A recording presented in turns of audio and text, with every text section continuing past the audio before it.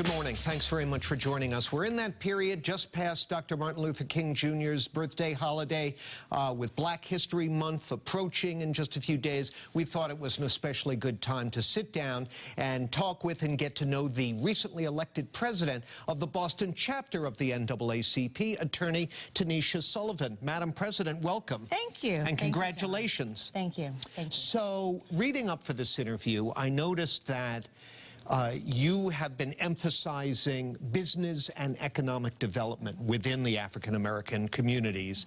How did that come to be such a top priority for you? Well, I think when we are in the midst of celebrating many of the successes that the city has had on the economic development front, certainly bringing in more corporations to our city skyline, and when we think about the opportunities around development otherwise in the city, certainly we know that opportunities, economic opportunities, are abound in our city. And so wanting to make sure that all of Boston has the opportunity to truly benefit from the success of the city overall. And so we are particularly interested certainly in continuing our work for working with organizations around the fight for a living wage, certainly looking to expand pathways to folks who are interested in getting into the trades, but also particularly interested in making sure that there are access points for folks who have small businesses or even micro businesses who are interested in accessing capital. So wanting to make sure that everyone has the opportunity to enjoy the benefits of the city's success. Well, our new president claimed during the campaign that he could do better on some of the fronts you're describing. He could do more for the Black community than his predecessors did. I understand he watches this segment religiously. Okay, I made that up. I have no such understanding. But if he did, if he were to be watching this, what would you tell him is the best thing he can do to help Black economic development in Boston? Well, I think one of the things to recognize is the intersection of economic development with our criminal justice system and also our education system.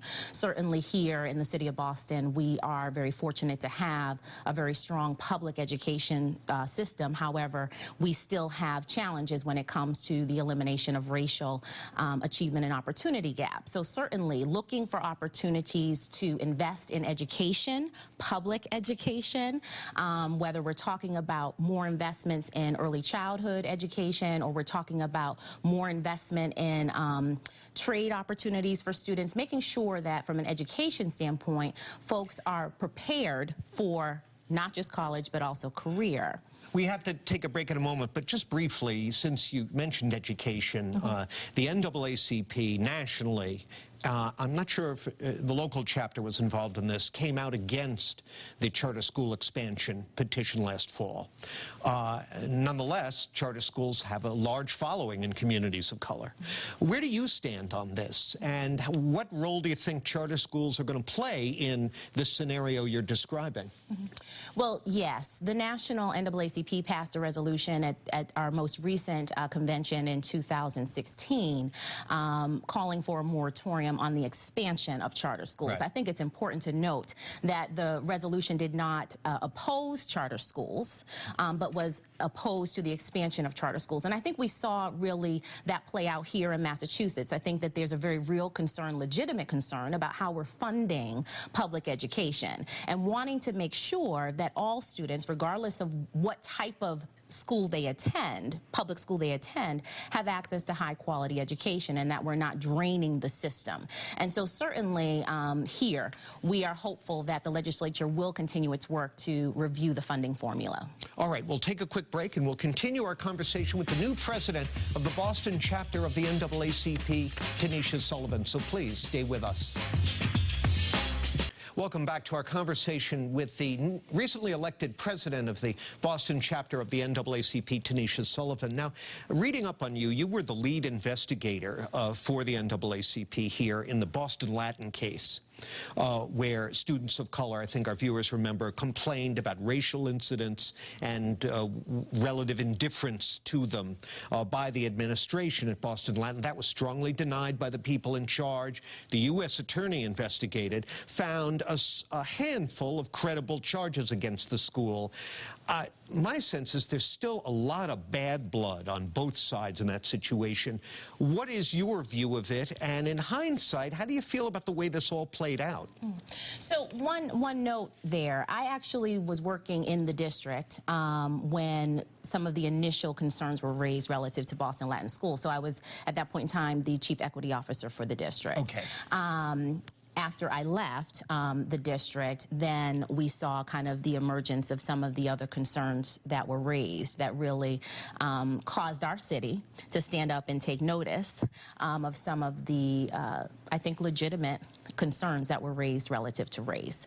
I am absolutely 100% proud of our students in this situation. I think that certainly they've demonstrated, it's not just Kylie and Maggie. I think, you know, it's important to note that there were a number of students who really coalesced around this issue of race, not just at Boston Latin, but in the district. And so I'm certainly pleased of the work that the young people did, and certainly appreciative of the work that at that point in time, under the leadership of President Curry, the NAACP did as well. That being said, I think that there are some very real lessons for us to take from what we experienced as a city last year. And one of those is that it is important for us to engage in constructive conversation relative to our history as a city with race. And I recognize that that can be difficult for us. But I also know that the city of Boston, that the people of Boston have for generations been on the front lines of fighting against injustice and fighting for racial equality. And so I believe that it is possible for us to use last year as a catalyst for the conversations that we should be having as a city to help us move forward. Briefly, are you satisfied with the efforts Mayor Walsh is making to facilitate that conversation? I am looking forward to action-oriented conversation. I had the opportunity to attend the November forum. It's a good start, but I'm interested in us getting to what are we going to do?